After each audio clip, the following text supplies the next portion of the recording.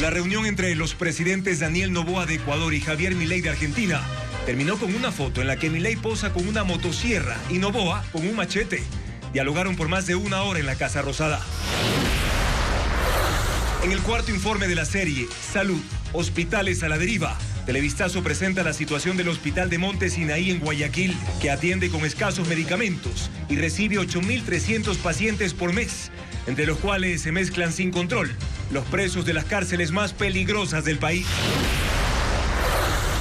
El Comité Nacional de Salud, creado por el gobierno, tuvo su primera reunión en Quito. Sus miembros anunciaron que inmediatamente se iniciará la compra masiva de medicinas para los hospitales. Chats del caso Metástasis muestran cómo Leandro Norero y Javier Jordán coordinaban acciones contra Fernando Villavicencio. Jordán será vinculado a la investigación del asesinato.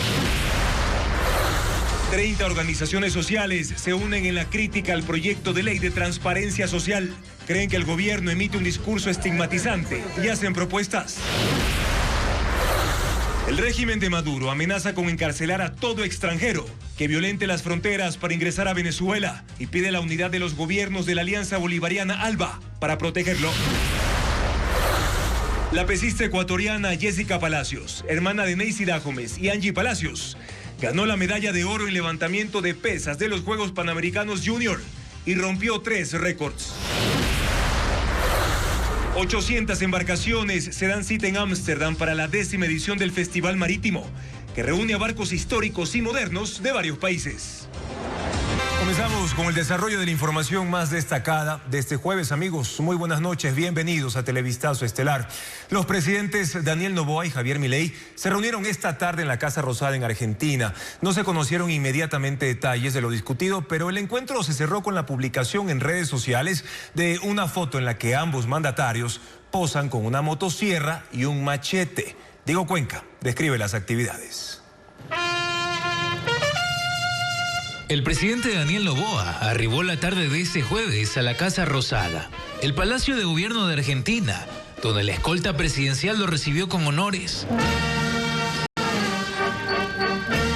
El jefe del Estado Mayor de la Armada acompañó a Noboa hasta el despacho de su homólogo Javier Milei. Los mandatarios se reunieron a puerta cerrada por más de una hora, en compañía de la comitiva ecuatoriana, integrada por la canciller Gabriela Sommerfeld, el ministro del Interior John Reinberg, la ministra de Economía Sarija Moya, el secretario de Integridad Pública Julio José Neira y la embajadora de Ecuador en ese país y ex fiscal general Diana Salazar. El encuentro culminó con esta peculiar foto en la cual Noboa luce un machete y Milei presume su motosierra dorada, que simboliza el plan de ajuste fiscal con el cual recortó el gasto público, eliminando 9 carteras de Estado, una medida similar a la que hace pocos días ejecutó Noboa, cuando fusionó 12 ministerios y secretarías de Estado. Pero más allá de la foto no hubo ninguna declaración de los mandatarios, y hasta ahora no son públicos los detalles de los temas discutidos. Por la mañana, el ministro del Interior John Reinberg se reunió con Ramiro Anciti, director de inteligencia criminal de Argentina. Hablaron de cooperación en materia de seguridad para combatir a los grupos criminales y las economías que los financian. Sin más detalles, Reinberg escribió en su cuenta de la red social X que trazaron una hoja de trabajo clave para ejecutar esas acciones. Además, los directores de la Unidad de Análisis Financiero de ambos países suscribieron un convenio para intercambiar información, recibir capacitación y asistencia técnica contra la corrupción, el lavado de activos y el financiamiento del terrorismo. Una vez que culmine esta gira presidencial, Daniel Noboa tiene previsto viajar a Japón desde el 24 al 30 de agosto para buscar acuerdos comerciales e irá acompañado por representantes del sector exportador. Y Ecuador presenta balanzas comerciales negativas con Brasil, Uruguay y Argentina, los países incluidos en la gira presidencial que culminará mañana por Sudamérica. Expertos coinciden en que iniciar las negociaciones para establecer tratados de libre comercio es una decisión acertada. Adriana Bermeo explica las cifras. Este viernes el presidente Daniel Noboa concluye una gira por los países con 3 de las economías más sólidas de América del Sur: Brasil, Uruguay y Argentina. Uno de los puntos de su agenda es impulsar el comercio y las inversiones. A pesar de que son países cercanos, Ecuador tiene balanzas comerciales negativas. Quiere decir que el país compra más de lo que vende. Con Brasil, las exportaciones suman 132 millones de dólares y las importaciones 946 millones. 130 empresas ecuatorianas venden 215 productos, entre ellos metales, plástico y conservas de atún. Ecuador compra aparatos mecánicos, vehículos y papel. Con Argentina, las exportaciones llegan a 278 millones de dólares y las importaciones a 705 millones. 110 empresas venden 140 productos a ese país, los principales, banano, conservas de atún y derivados de cacao. Ecuador le compra alimentos para animales, cereales y productos farmacéuticos. Y con Uruguay las exportaciones ascienden a 37 millones de dólares, las importaciones 81 millones de dólares. 140 empresas exportan 80 productos a ese país, los principales, conservas de atún, banano y flores. Y Ecuador compra productos farmacéuticos, cosméticos y carne. Para hacer un acuerdo comercial, primero se necesita la voluntad política de quienes, de los países. Y eso es lo que está haciendo el presidente Noboa, llegando a estos países, tocando la puerta. Te permite importar bienes de capital que te sirven para el proceso productivo o para abaratar el proceso productivo local. Y cuando eso sucede, disminuyes al final los precios a los que vendes los productos. Los expertos coinciden en que un acuerdo comercial permitirá que Ecuador compre productos en mejores condiciones y ampliar el mercado a productos nacionales. Que necesitan estos acuerdos comerciales, evidentemente, para poder ingresar no solo a estos mercados del Mercosur, sino a otros mercados. La Federación de Exportadores del país se reunirá con las autoridades de gobierno para analizar los avances de posibles acuerdos y diseñar hojas de ruta de trabajo para concretarlos.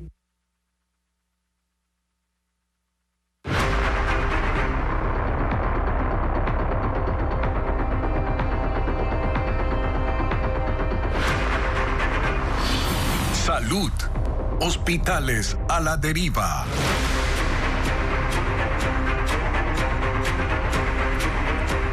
El hospital de Monte Sinaí, en el noroeste de Guayaquil, tiene sus perchas de medicamentos prácticamente vacías. Los presos que llegan de la cárcel más peligrosa de la ciudad pululan sin control.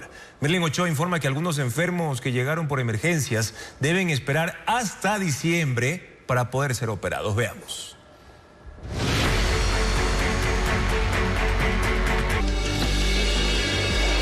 Este viernes, en nuestra última entrega de la serie Hospitales a la Deriva, les vamos a mostrar cómo las casas de salud públicas se blindan, impidiendo las denuncias y la constatación de su estado real. Y precisamente en este contexto, el Comité Nacional de Salud Pública anunció la compra masiva de medicamentos con recursos no ejecutados de los hospitales de la red sanitaria. Según el gobierno, serán 60 millones de dólares que van a regresar a la planta central del Ministerio de Salud para poder financiar las adquisiciones centralizadas. Paul Romero con la noticia. La compra masiva y centralizada de medicinas fue la primera decisión que tomó el Comité Nacional de Salud Pública para enfrentar la crisis hospitalaria. Este jueves, 2 días después de su creación, los 7 integrantes del comité se reunieron en el Hospital Eugenio Espejo en Quito, liderados por el ministro de Salud Jimmy Martín y la vicepresidenta María José Pinto. Para la adquisición masiva de medicamentos, el gobierno no destinará nuevo presupuesto. Tomará los 60 millones de dólares aún no invertidos por las administraciones de los hospitales públicos, de los 200 millones que fueron destinados para este año, según la ministra de Economía y Finanzas, Sarija Moya. Fueron repartidos a los hospitales para que hagan las adquisiciones, dado que no se hacen de manera ágil, regresarán a planta central conforme lo indica el decreto. Estos 60 millones pueden ingresar directamente hoy a planta central, ya se han hecho las coordinaciones con el Ministerio de Salud Pública. La ministra informó que en lo que va del año, las administraciones descentralizadas de salud han firmado contratos por 130 millones de dólares para la compra de medicinas, pero se han ejecutado 100 millones. Fue la explicación de por qué el gobierno no destinó nuevos recursos para la crisis. Ese presupuesto no se puede incrementar salvo que haya sido ya utilizado.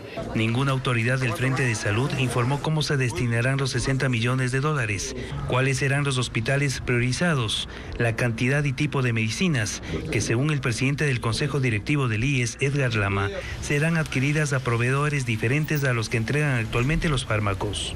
¿Se va a contratar con estos mismos proveedores? La respuesta es no. Se lo someterá a una investigación exhaustiva por los órganos competentes.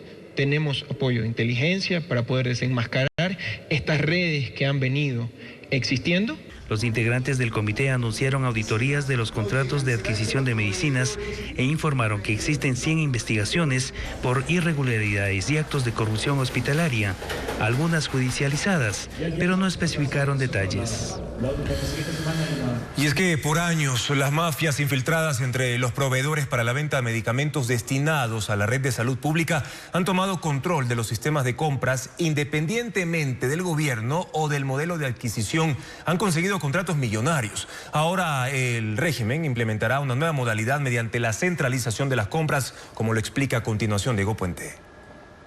Estas imágenes son del 2003, cuando el sistema permitía que cada casa de salud compre directamente sus medicinas. Había desabastecimiento y hospitales en mal estado. Estas del 2006, cuando estalló un caso de corrupción por la sobrecompra de 600.000 frascos de amoxicilina. Se ordenó investigar a proveedores y al Seguro Social Campesino. Y estas del 2020, cuando proveedores usaron el sistema vigente de compras públicas para vender insumos con sobreprecios. Estos casos reseñan cómo las mafias han encontrado la forma de conseguir contratos millonarios con los hospitales. El gobierno de Daniel Noboa ensaya ahora otro modelo y ordenó que todas las compras de fármacos las haga de forma centralizada el Ministerio de Salud. Para el recientemente creado Comité Nacional de Salud Pública, esta vez sí funcionará y frenará la corrupción. Así lo dijeron tras su primera reunión este jueves. Y hoy en día vamos a sacar a esas mafias que están enquistadas en el sistema nacional de salud. Vamos a establecer un sistema transparente que nos pueda dar datos para poder tomar decisiones eficientes, decisiones basadas en las necesidades de los ecuatorianos. La Comisión Nacional Anticorrupción, que ha denunciado 12 casos de irregularidades en la Fiscalía y que dice que existen 174 proveedores que han ganado $240 millones en los últimos años en contratos cuestionados, ve problemas en el sistema planteado por el gobierno. ¿Van a centralizar con quiénes? ¿Con los mismos delincuentes que se prestan permanentemente como proveedores de a quienes les compran? ¿Cómo van a centralizar? Y el otro problema, si van a centralizar, háganlo despacio, porque lo que puede ocurrir es que concentren los recursos y se olviden de darles a las provincias y a los hospitales periféricos. Para frenar la corrupción en la compra y el surtido de medicinas, ha habido gobiernos que han implementado innovadores sistemas. En 2016 se creó este sistema para vigilar en tiempo real información de provisión de medicina en cada casa de salud. Hoy no funciona. En 2022 se hizo un plan para que sean farmacias particulares las que entreguen las medicinas a los pacientes de los hospitales públicos, pero un año después también fracasó. En Venezuela aumentan los temores de una operación estadounidense para capturar a Nicolás Maduro. En respuesta, el régimen amenaza con encarcelar a todo extranjero que violente las fronteras para ingresar y moviliza a milicias populares armadas. Además, Maduro pide la unidad de los gobiernos de la Alianza Bolivariana ALBA para protegerlo. La militarización del Mar Caribe con al menos 3 embarcaciones de guerra estadounidenses, un escuadrón anfibio, aviones de reconocimiento y 4.500 efectivos de Fuerzas Armadas, incluidos 2.200 Marines, se completará el domingo, según fuentes citadas por la agencia de noticias Reuters. La administración Trump ha anunciado una operación contra el narcotráfico en la región y llevar a los responsables ante la justicia, pero además ha designado al régimen venezolano como un cartel narco, el llamado Cartel de los Soles, y a Nicolás Maduro como su líder. Así, el cerco a la dictadura venezolana aumenta. Maduro desafía la operación estadounidense y cualquier intento por sacarlo del poder. Así que el cambio de régimen, además de ilegal, es inmoral. Y aquí no lograrán ni colonizar, ni esclavizar, ni a Venezuela, ni a América del Sur, ni a nuestra América. Reunido con representantes de los países de la cada vez más debilitada Alianza Bolivariana ALBA, les pidió unidad para defenderse. Jorge Rodríguez, presidente de la Asamblea y alto dirigente socialista, advierte además a cualquiera que intente entrar en Venezuela violentando las fronteras. El extranjero que entra a este país sin permiso, entra, pero no sale. Aquí se queda. Maduro ha ordenado movilizar a 4.5 millones de milicianos, y eso incluye a un número indeterminado de civiles, integrantes de brigadas populares, a los que personalmente ha entregado armas en más de una ocasión. Esta imagen es del mes de enero, días antes de posesionarse, luego de unas cuestionadas elecciones que dijo que ganó sin mostrar las actas de votación. El régimen venezolano se blinda y Estados Unidos mantiene vigente la oferta de una recompensa de $50 millones por la captura de Nicolás Maduro. Y Estados Unidos desplegó por el Caribe 6 barcos con altas capacidades de ataque y defensa. La flota incluye destructores con un avanzado sistema de radares y misiles guiados y un buque capaz de transportar aviones, helicópteros y lanchas rápidas. El Departamento de Defensa dijo que su misión eran operaciones globales, aunque no especificó cuáles. Merlis González tiene los detalles. Estados Unidos demuestra su poder naval con un inusual despliegue de buques de guerra y 4.500 soldados por el Caribe. Son 6 barcos con un alto potencial de combate, defensa y logística. La Marina confirmó el reposicionamiento del Grupo de Preparación Anfibia y la 22ª Unidad Expedicionaria de Marines por parte del Comando Sur. Esto incluye los buques Iwo Jima, Fort Lauderdale y San Antonio. Pueden trasladar aviones pequeños, helicópteros, vehículos todoterreno y lanchas rápidas para cubrir operaciones en aire, mar y tierra. También están equipados con torpedos para la defensa submarina. A ellos se les suman 3 destructores, el Gravely, el Jason Dunham y el Samson. Son barcos equipados con un moderno sistema de radares y misiles guiados para alcanzar objetivos aéreos y terrestres. La mayoría siguen posicionados en el norte del Mar Caribe, aunque el Samson está en aguas territoriales de Panamá. Su misión y destino no están claros. La Marina dijo que realizarán operaciones globales, pero funcionarios del gobierno de Donald Trump aseguran que combatirán el narcotráfico en la región, elevando las tensiones con el gobierno de Venezuela, acusado por Washington de ser un narcoestado. El último tramo de la romería de la Virgen del Cisne reunió a cerca de 200.000 peregrinos en un recorrido de 37 kilómetros entre Catamayo y Loja. Tras 4 días de caminata, la Churonita ingresó a la catedral, donde va a permanecer hasta el 1 de noviembre. Las imágenes de esta muestra de fe con Alejandra Sánchez. Las puertas de Loja se iluminaron con fuegos artificiales y repique de campanas cuando, a las 7:30 de la noche, la imagen de la Churonita cruzó el arco de la ciudad. La imagen mariana más venerada del sur del país llegó a su destino final de la romería en medio de destellos de luces, cánticos y aplausos. Allí dejó el traje de peregrina para vestir el de reina. El recibimiento se convirtió en un espectáculo de fe que luego, con una marea de 200.000 peregrinos, avanzó hasta la Catedral de Loja. Allí una formación de policías y devotos acompañó la entrada solemne de la imagen, que se instaló en el templo a las 9 de la noche. Este último tramo de la romería fue el más extenso, una jornada de 16 horas en total. Fue a las 5 de la mañana de este miércoles cuando desde Catamayo partió la procesión final de 37 kilómetros. Hombro a hombro, formaron un camino interminable hacia Loja. Sí, ha sido duro la caminata. Es por primera vez que estoy caminando. Gracias a Diosito ya estoy aquí, aunque ando con poquito dolor de las piernas, pero aquí estamos, gracias a la Churonita, con más fuerzas. Al atardecer, en el sector Belén, al noroccidente de Loja, la Brigada de Infantería número 7 rindió honores a la Virgen del Cisne como generala de la fe y se celebró una Eucaristía. Era el preámbulo de su llegada a la catedral. En total fueron 4 días y 74 kilómetros de romería, custodiados por 377 policías y 581 brigadistas de la Cruz Roja y el Ministerio de Salud. Ahora la Churonita permanecerá en la Catedral de Loja hasta el 1 de noviembre, cuando inicie el retorno a su santuario en la parroquia del Cisne. Y Google presenta los celulares Pixel 10 que ofrecen traducción automática de llamadas y puede imitar la voz de los interlocutores. Además, Japón desarrolla sangre artificial universal para uso en emergencias sin necesidad de pruebas de compatibilidad. Sofía Molina cuenta los avances tecnológicos. La era de las llamadas con traducción simultánea llegó. Google lanzó su celular Pixel 10, que ofrece tener conversaciones naturales y con inteligencia artificial imita la voz del interlocutor. La empresa ya había presentado una función similar en las videollamadas de Meet, con la ayuda de Gemini, el asistente de IA de Google. Ahora la tecnología se aplica directamente a las llamadas telefónicas.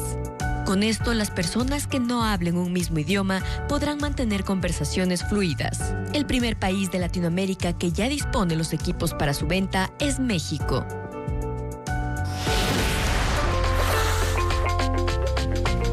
Conejos robots son utilizados en el sur de la Florida, Estados Unidos, para controlar la sobrepoblación de pitones birmanas. Estas máquinas simulan el olor, la temperatura y movimientos de conejos reales para llamar la atención de los reptiles. Son dispositivos controlados de manera remota y funcionan con energía solar. La Florida mantiene una campaña de caza sistemática de pitones ante la disminución de la población de conejos y mapaches. Japón revoluciona el mundo de la salud con la creación de sangre artificial para humanos. Científicos de la Universidad Médica de Nara trabajaron en el diseño de partículas de hemoglobina que transportan oxígeno. Esta opción evita reacciones por incompatibilidad del grupo sanguíneo. La sangre artificial universal serviría para actuar de inmediato en accidentes, cirugías de emergencia, zonas de guerra o desastres naturales. El objetivo de Japón es aplicarla de manera clínica antes de 2030. Seguimos con más noticias, amigos. El gobierno incluyó a los cantones La Maná, Las Naves y también a Echeandía en el estado de excepción vigente desde el 6 de agosto. Según información policial y militar, estos territorios son utilizados por los lobos y los choneros como zonas de refugio y acumulación de drogas y armas. Fabiola Santana informa que los grupos armados han migrado a esas localidades ante la presión del bloque de seguridad.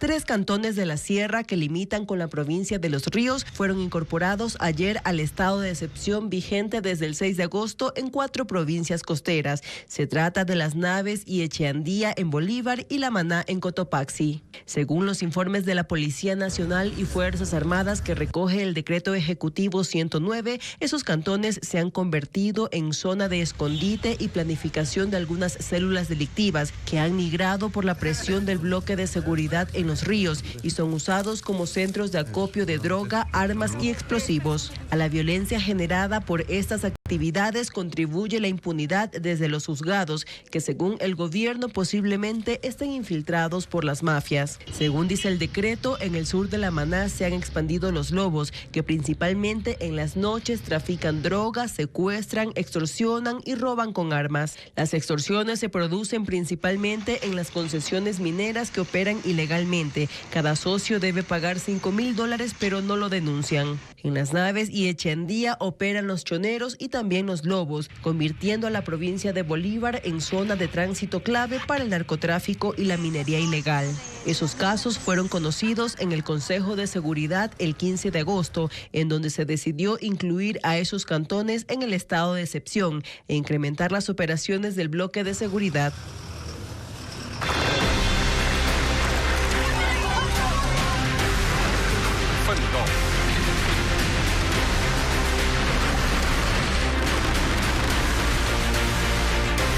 Mundo. La ciudad de Cali, en Colombia, fue sacudida esta tarde por un atentado terrorista. La explosión ocurrió en las inmediaciones de una base aérea. Los primeros datos apuntan a que un camión con explosivos fue dejado frente al acceso principal de la instalación militar. Autoridades reportan 5 muertos y 42 heridos. A las 14:50 de este jueves, una explosión sacudió una concurrida zona de Cali. En la avenida en la que se produjo el atentado está el ingreso principal a la base aérea y escuela militar Marco Fidel Suárez. La detonación se dio a pocos metros. La zona es de intenso tráfico y actividad comercial, de ahí la cantidad de víctimas. 5 muertos, entre ellos un niño de 9 años. Hay también 42 heridos.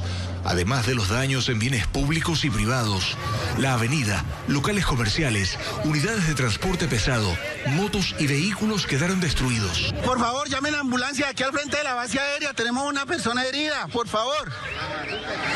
Algunas personas fueron atendidas de emergencia en la calle. Primeras versiones apuntan a que el atentado es obra de disidencias de las FARC como represalia por los operativos militares desarrollados en el sur del país. Esta vez utilizaron un camión cargado con cilindros de gas llenos de explosivos. En el sitio quedó otra unidad con 2 grandes cilindros en el interior. Autoridades creen que también iba a estallar. Una persona fue detenida en las inmediaciones y está señalada de tener alguna participación en el ataque. Fuentes policiales y del ejército señalan que las acciones más recientes de los grupos irregulares se centran en las instalaciones oficiales, así como en sitios urbanos transitados, como una muestra de la capacidad que tienen para causar daño. Hoy también se registró el atentado contra un helicóptero de la policía que ayudaba en labores de erradicación de cultivos de coca al norte de Medellín. Hay 8 policías muertos y 8 heridos. El gobierno también responsabilizó por el ataque al helicóptero a otro grupo de disidencias de las FARC con vínculos con narcotraficantes del Clan del Golfo. Y Ucrania denunció que Rusia ha lanzado uno de los mayores ataques aéreos en los meses recientes, con 574 drones y 40 misiles contra Mukachevo y Leópolis. Una de las instalaciones bombardeadas es una fábrica de productos electrónicos que, según el gobierno de Kiev, es de intereses estadounidenses. Unas 15 personas resultaron heridas. Los ataques se producen en medio de la expectativa de un encuentro personal entre el presidente ruso Vladimir Putin y el mandatario de Ucrania Volodymyr Zelensky en un lugar y en una fecha que aún no han sido definidos. Israel trabaja en una negociación con Hamás para lograr la liberación de los rehenes. Así lo confirmó el primer ministro Benjamín Netanyahu. Sin embargo, los ataques no se detienen y sus planes de tomar el territorio palestino tampoco. Merlis González con los detalles.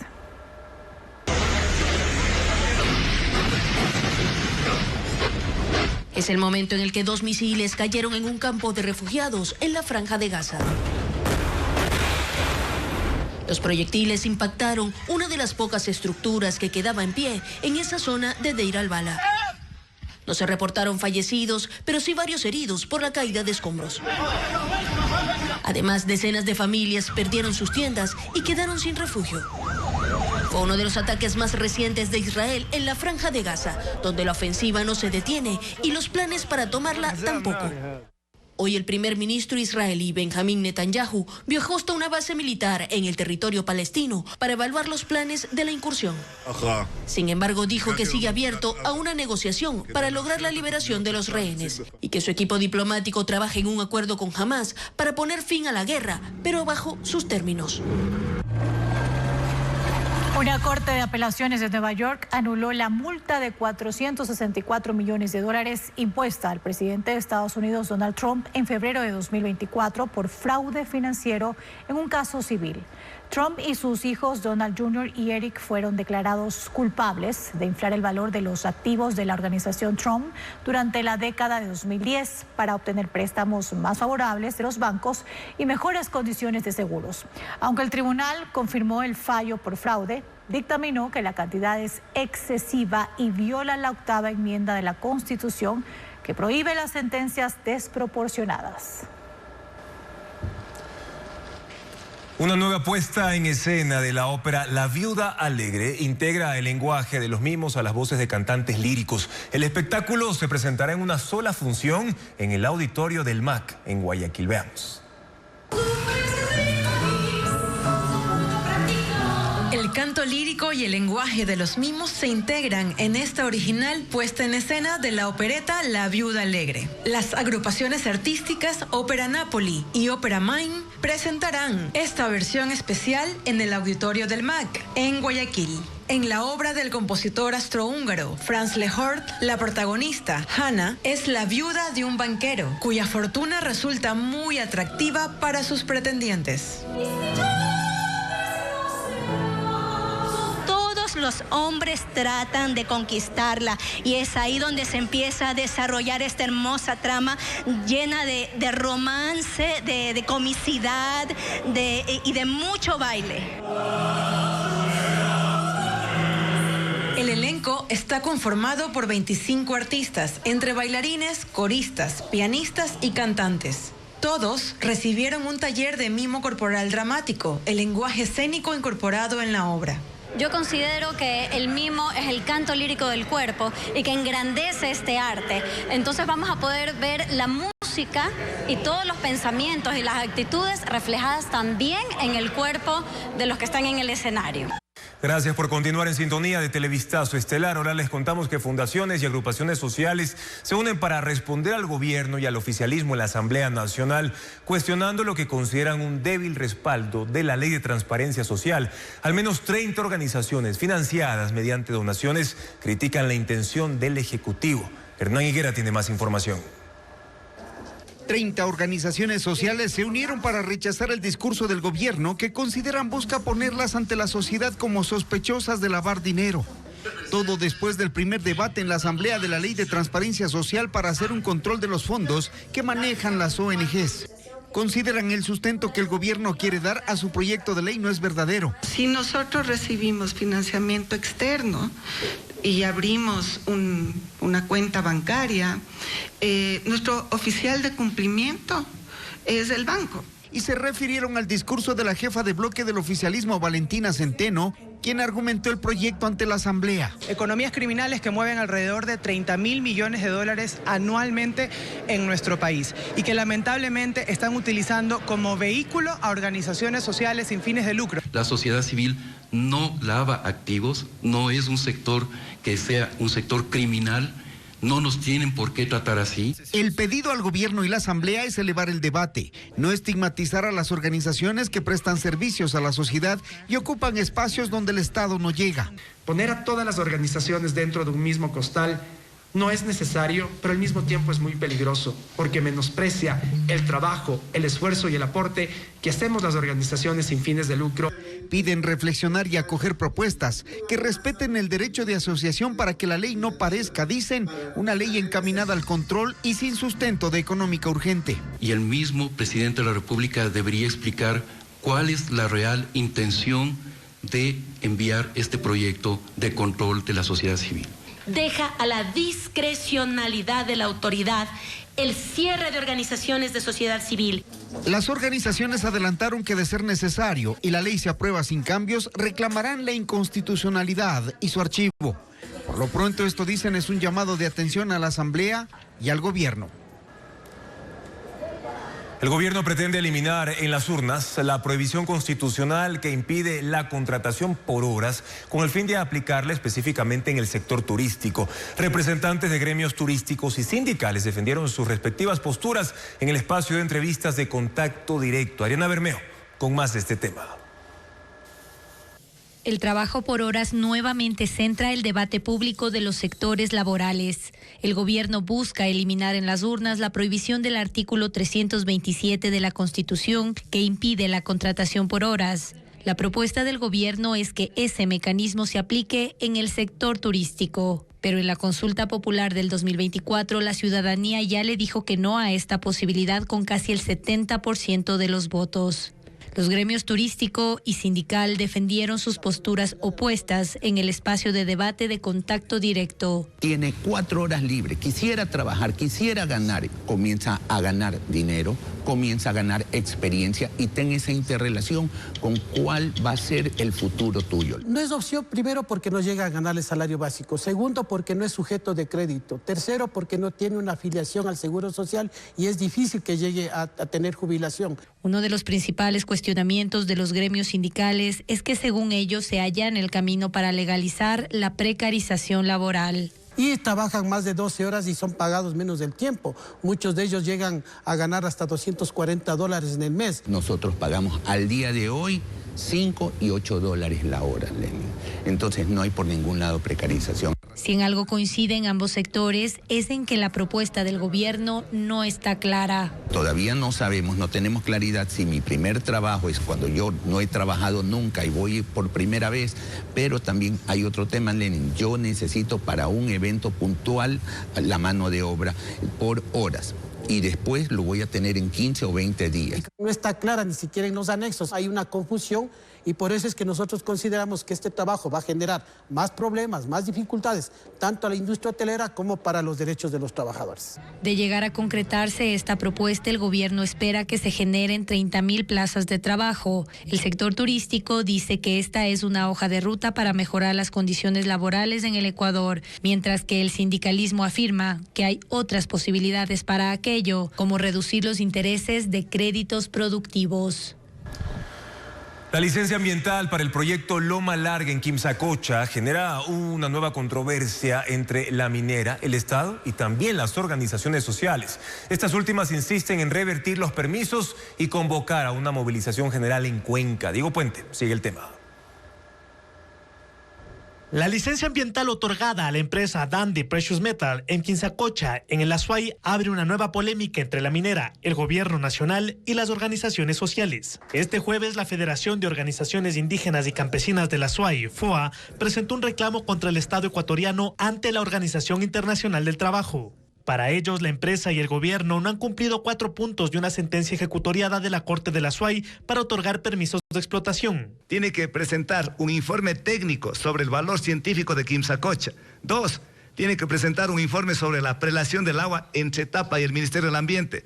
3, tiene que hacerse consulta previa, libre e informada a la comunidad de Escaleras. 4, tiene que hacerse consulta ambiental a todo Cuenca. Esa federación, la CONAIE y organizaciones sindicales dijeron este jueves en Quito que la licencia ambiental emitida por el gobierno a favor de la minera, en sus palabras, es fraudulenta. Fueron a un lugar castrense, en Portete, que es de los militares, acompañados de 200 policías y militares. Eso va contra el convenio 169 de la OIT. Según la Cámara de Minería del Ecuador, la consulta a las comunidades realizada entre el 2024 y 2025 contó con la asesoría de la OIT, pero las organizaciones indígenas la contradicen. El reclamo ante la OIT se suma a una acción de protección que se presentó ante la Corte Provincial del Azuay para que declare la nulidad de la licencia ambiental y una demanda ante la Corte Interamericana de Derechos Humanos para evitar que se construya la mina.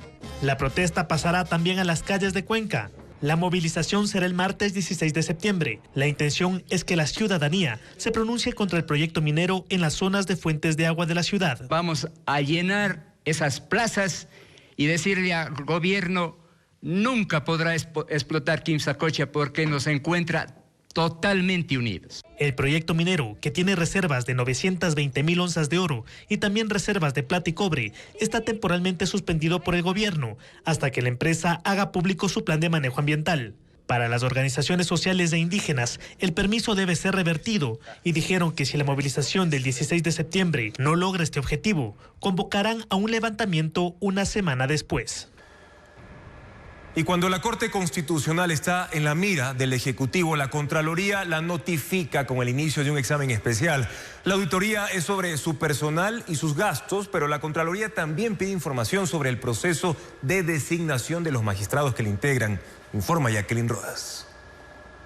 El 15 de agosto, la Corte Constitucional fue notificada con el inicio de un examen especial por parte de la Contraloría. Según el oficio, la auditoría tiene 2 objetivos: comprobar el cumplimiento de las normas relacionadas con talento humano y pago de nómina, y la veracidad de los gastos del personal. Este miércoles, la Corte recibió un nuevo oficio con una serie de requerimientos, la mayoría relacionados con los 2 objetivos antes anunciados, entre ellos que remita información de los jueces, presidente y vicepresidente de la Corte Constitucional desde 2021, sus remuneraciones y las de todos los funcionarios de la institución, pero además pide toda la documentación que respalde el proceso mediante el cual la Comisión Calificadora designó a las juezas y jueces constitucionales. En el periodo requerido por la Contraloría, hubo 2 procesos de renovación de la Corte Constitucional. Del primero, en 2022, se encargó la comisión dirigida por la jurista Vanessa Aguirre, que designó a los jueces Joel Escudero, Richard Ortiz y Alejandra Cárdenas. Y la designación más reciente, hace 5 meses, la realizó la comisión liderada por Juan Carlos Izquierdo. Ganaron el proceso los jueces José Luis Terán, Jorge Benavides y Claudia Salgado. El examen especial de la Contraloría se realiza en medio de la tensa relación entre el presidente Daniel Noboa y la Corte Constitucional, y cuando el gobierno decidió quitarle el edificio a la Corte y ordenar su desalojo, aunque se retractó enseguida. Consultamos a la Contraloría sobre el motivo de la auditoría. Contestaron que estaba planificada como parte del programa anual de control de la institución.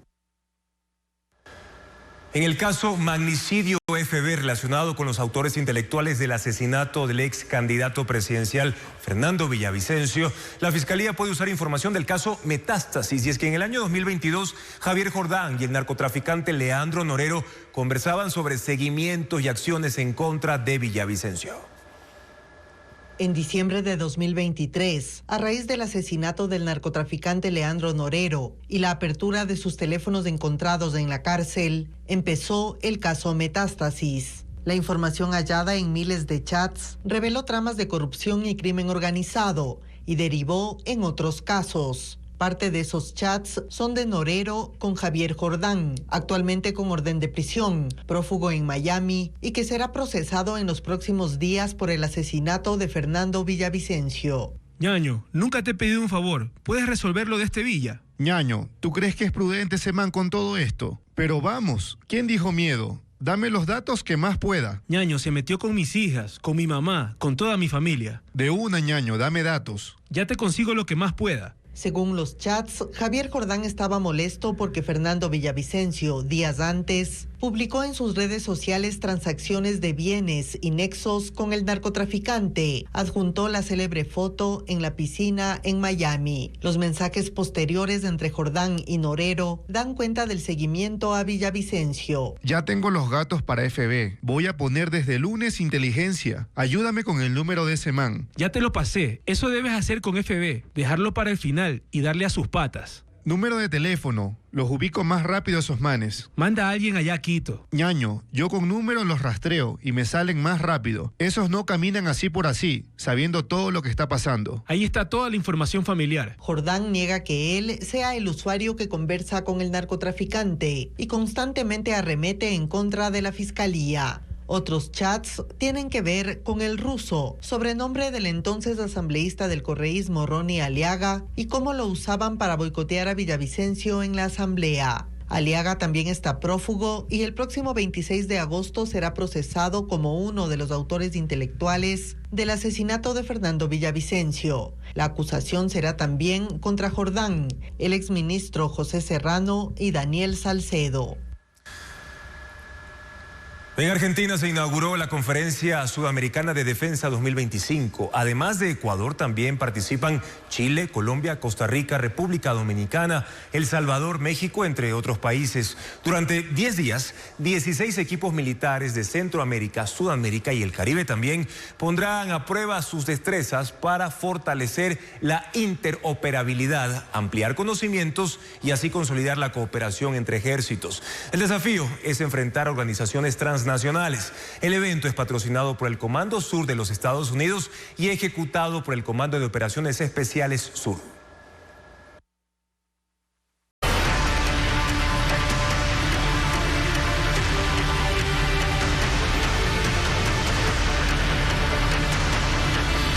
Cotopaxi, cruce de dos justicias.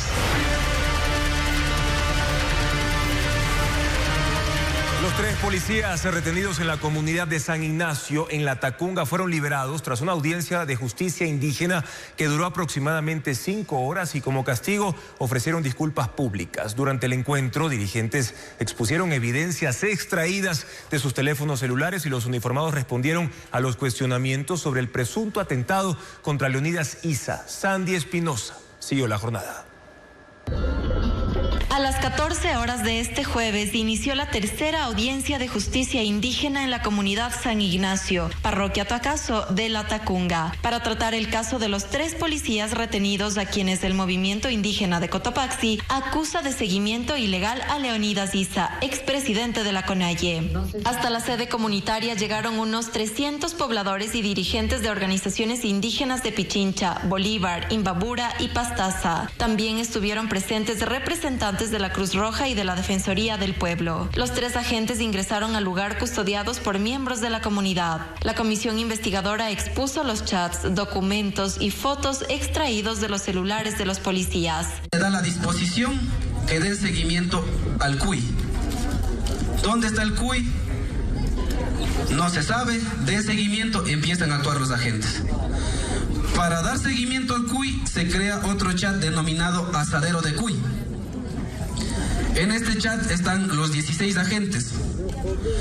En este chat hablan, dan informaciones de la casa, de dónde reside, a dónde va, los videos que se posteó anteriormente.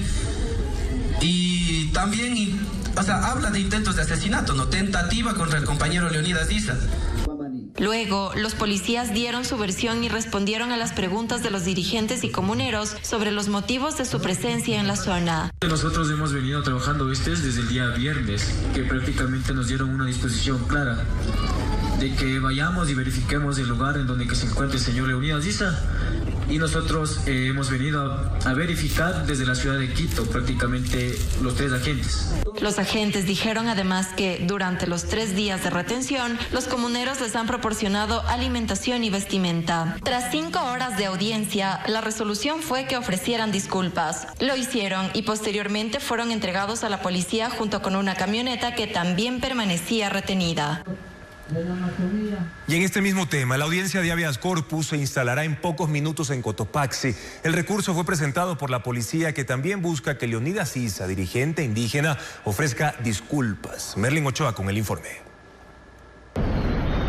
A las 3 de la madrugada se instaló la audiencia de habeas corpus solicitada por la policía para liberar a 3 agentes de inteligencia retenidos desde el lunes en la comuna San Ignacio, parroquia Toacaso, Cotopaxi, territorio del dirigente indígena Leonidas Issa. A las 7:30 el juez Juan Jaramillo suspendió la diligencia y ordenó la valoración médica y psicológica de los uniformados.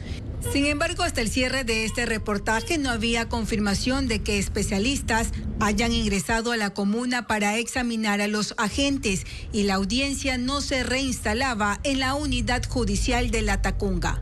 En la audiencia, la policía sostuvo que los 3 agentes cumplían labores de investigación bajo la dirección de la Fiscalía y negó cualquier intento de atentado contra dirigentes indígenas.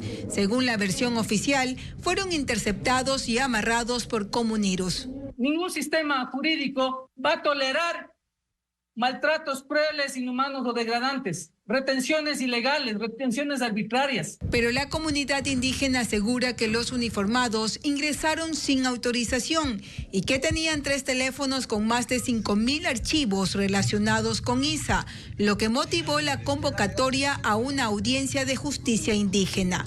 Para sus representantes legales, el habeas corpus es improcedente porque los policías están bajo jurisdicción indígena, amparada en la Constitución. Lo que se quiere intentar es obstruir el desarrollo de este sistema jurídico ancestral. Es como que el día de mañana cualquier persona venga y obstruya una formulación de cargos o una aprehensión por la policía.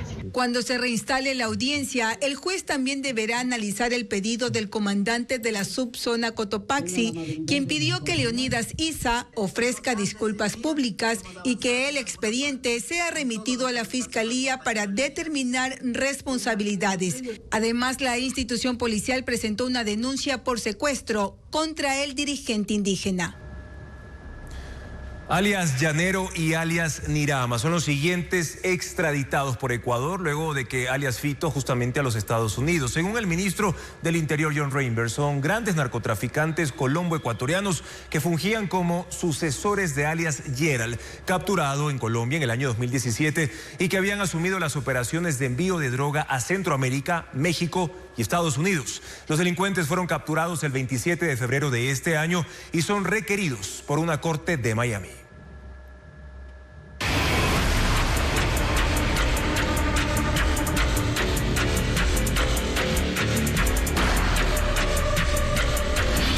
Incendios. La amenaza vuelve.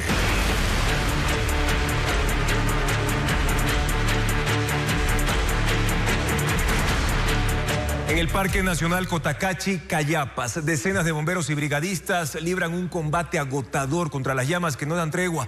Entre pendientes empinadas y fuertes vientos, llevan más de 80 horas intentando sofocar el incendio que ya ha consumido más de 1.300 hectáreas de vegetación. Cristian Tinajero ingresó a la zona y acompañó un equipo de bomberos. Veamos. En el Parque Nacional Cotacachi, Cayapas, brigadistas enfrentan una lucha extrema contra el fuego, que permanece activo por más de 80 horas. Un equipo de Televistazo ingresó junto a una brigada a la zona de Pantaví, donde las llamas aún no han podido ser extinguidas. Este sector se encuentra a 3 horas y media de la zona urbana de Cotacachi. Para llegar hay que recorrer 60 kilómetros de carretera en pésimo estado, transitable únicamente para vehículos todoterreno. En el sector de Piñán se estableció un campamento desde ayer, encargado de abastecer de alimentos, hidratación y logística. Desde allí se coordinan las operaciones y se monitorea con drones el avance del fuego. Al fondo la emergencia se delata, una columna de humo visible desde la distancia. Hemos hecho base justamente aquí cerca del incendio con el objetivo pues de pernoctar aquí, quedarnos aquí mientras se realizan las labores de control y posteriormente de liquidación. Junto con 20 bomberos de Quito y Cotacachi y 12 guardaparques de Imbabura y Cotopaxi, iniciamos el trayecto hasta ese foco. El recorrido obliga a cruzar humedales y ascender 2 montañas con pendientes de hasta 60 grados, cubiertas de pajonales que superan el metro de alto. A ellos se sumaron 40 comuneros de Piñán, Imantac y Buenos Aires de Urcuquí, quienes pese a las recomendaciones de no hacerlo, decidieron colaborar en el combate. La caminata tomó 2 horas hasta llegar al frente del fuego. Armados solo con ramas y batefuegos, resistieron durante 10 horas. Cuando creyeron haber sofocado las llamas, en pleno descenso descubrieron que un foco se reactivaba y tuvieron que regresar. Lo apagaron, pero en la noche el fuego volvió a tomar fuerza en la zona por los vientos que alcanzan los 40 kilómetros por hora. Se nos ha complicado mucho en las condiciones topográficas, más que todo en las condiciones de velocidad de viento. Constantemente cambia la velocidad del viento que nos ha causado varios problemas para el control. En otro frente, en el flanco occidental, a 4.000 metros de altura, los bomberos identificaron una línea de fuego de medio kilómetro que amenaza con ingresar a la parroquia Buenos Aires de Urcuquí. Son los 2 focos que permanecen activos y que este jueves, en el 4º día de operativo, 130 brigadistas de 4 instituciones intentarán liquidar. Hasta ahora, 1.323 hectáreas de vegetación han sido consumidas. Según el COE cantonal de Cotacachi, el incendio está controlado en un 70%. Y esta tarde también se registró un incendio forestal en la Reserva de Producción de Fauna Chimborazo. Según el Ministerio de Ambiente, el fuego consumió 8 hectáreas de pajonal, pero gracias a la acción rápida de los guardaparques y brigadistas comunitarios, el fuego fue liquidado de forma rápida.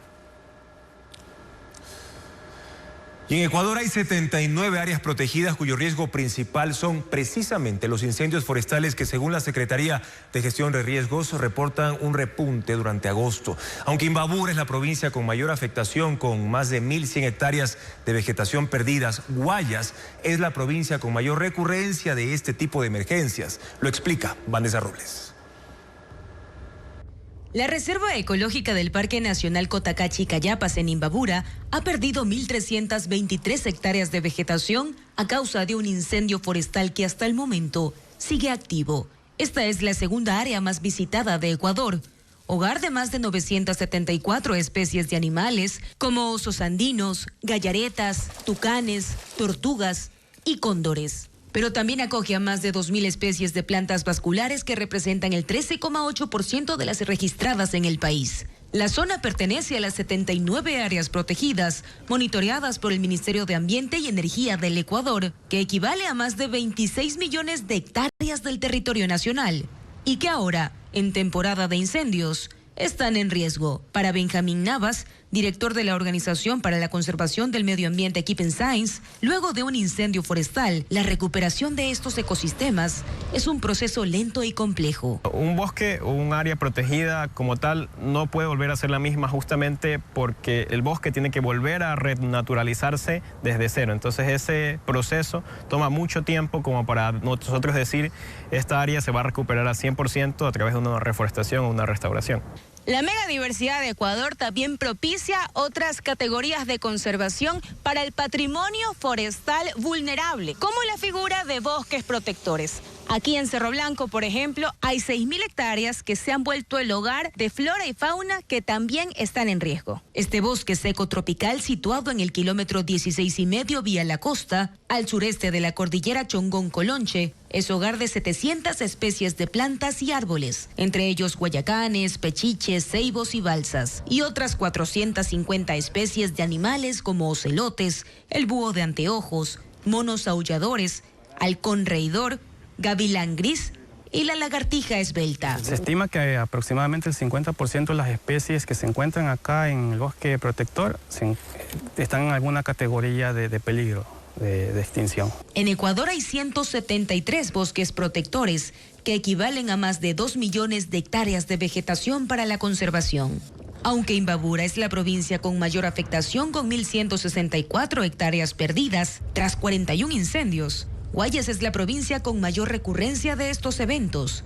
Ya son 129. Según Gestión de Riesgos, durante el mes de agosto se ha consumido el 75% de la cobertura vegetal quemada este año. ¿Y qué tenemos este jueves como parte de la agenda cultural? Una muestra en el Museo Naim Isaías de Guayaquil presenta gratuitamente las imágenes de 3 fotógrafos de inicios del siglo XX. Además, temas del repertorio nacional se lucirán en un recital gratuito este sábado.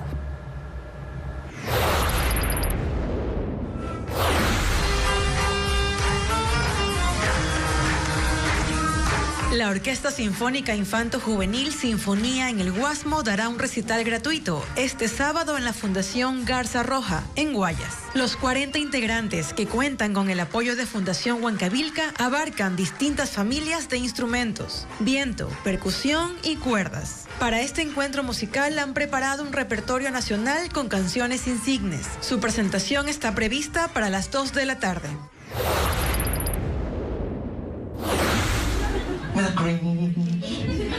El monólogo El Jack GPT llega a la Casa Toledo en Quito. La comedia protagonizada por Daniel Machado es una parodia de la inteligencia artificial y aborda la actual dependencia tecnológica de los seres humanos, expuesto a través de situaciones que buscan divertir a los asistentes. Las funciones serán hasta el domingo 31 de agosto, de jueves a sábado, a partir de las 8 de la noche. Pregúntale. No, tú luego se demora media hora en contestar esa.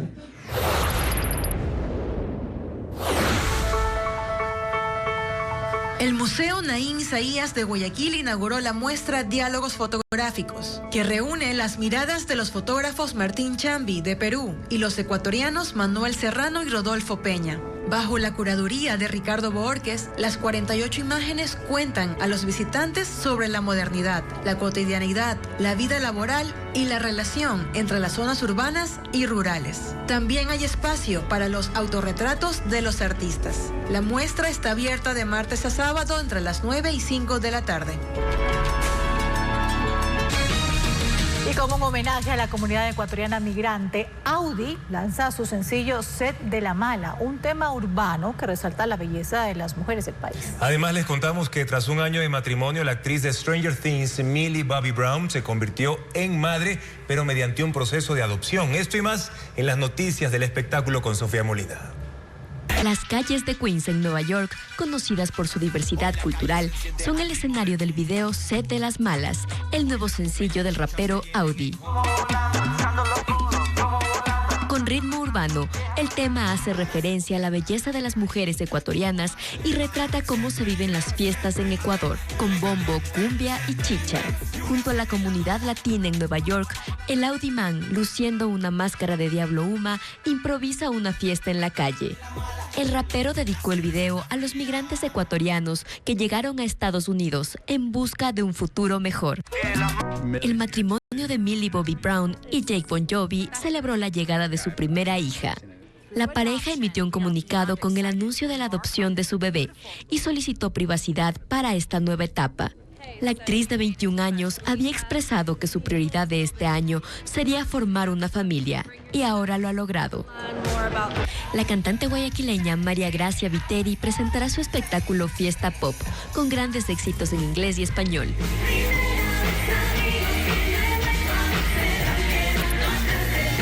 La artista invita al público a revivir los temas más emblemáticos de los años 90, acompañada de músicos en vivo. Entre los temas que interpretará están Vogue de Madonna, Solamente tú de Cristina Aguilera y Living la Vida Loca de Ricky Martin. La acompañarán como invitados Daniel Betancourt y los hermanos Eddie y Diego Chang. La cita musical será este viernes 22 en el Club Biblos de San Borondón desde las 8:30 de la noche. 100.000 girasoles han transformado el paisaje de Píllaro, en la provincia de Tungurahua. Y esto es el resultado de un proyecto de agroturismo impulsado por una familia de la comunidad de San Miguelito para crear una experiencia inolvidable en los visitantes que llegan hasta este florecimiento.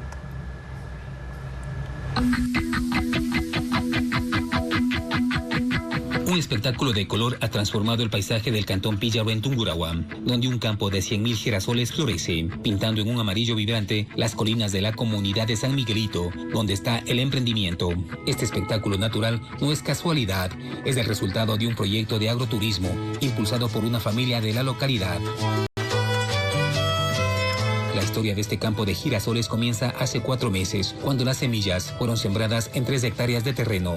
La intención era precisa, que las flores alcancen su máxima altura de 2 metros y su esplendor en pleno verano. La especie sembrada es la Russian Gigans. Desde que los campos se tiñeron de amarillo, la afluencia de visitantes ha sido constante. Unas 600 personas llegan cada día y la cifra se duplica los fines de semana.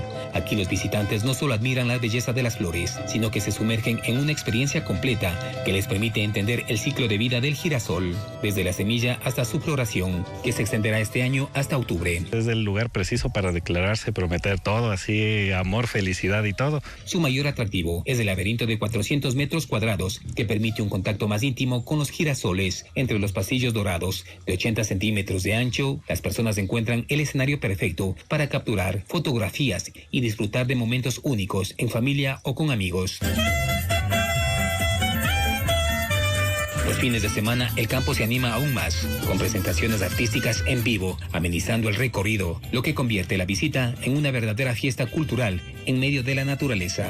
La iniciativa ha permitido el desarrollo de pequeños emprendimientos locales. Al finalizar el recorrido, los turistas pueden adquirir semillas, chocolates, joyas y artesanías inspiradas en el girasol. Me llamó la atención porque nunca he visto tantos girasoles, un sembradío hermoso. Este proyecto de agroturismo no solo ha revitalizado la zona, sino que también se ha convertido en una alternativa económica para las familias de la región, ofreciendo una solución sostenible frente a las dificultades que otros cultivos enfrentan debido a los cambios climáticos. Las noticias regresan mañana a las 5:55 en su primera emisión y En Contacto Directo un debate entre Mauricio Letort, el expresidente de la Federación Hotelera del Ecuador, y Jofre Campaña, abogado, sobre la propuesta del Ejecutivo para restablecer los casinos en el país mediante consulta popular. Además, en ese mismo espacio estará Gabriela Vargas, la patinadora que ganó 3 de las 4 medallas de Ecuador en los Juegos Mundiales Chengdu 2025. Va a hablar de sus próximas metas y qué la impulsa a seguir cosechando triunfos. Gracias, amigos, por habernos acompañado. Recuerden que las noticias continúan siempre actualizadas en ecuavisa.com. Buenas noches.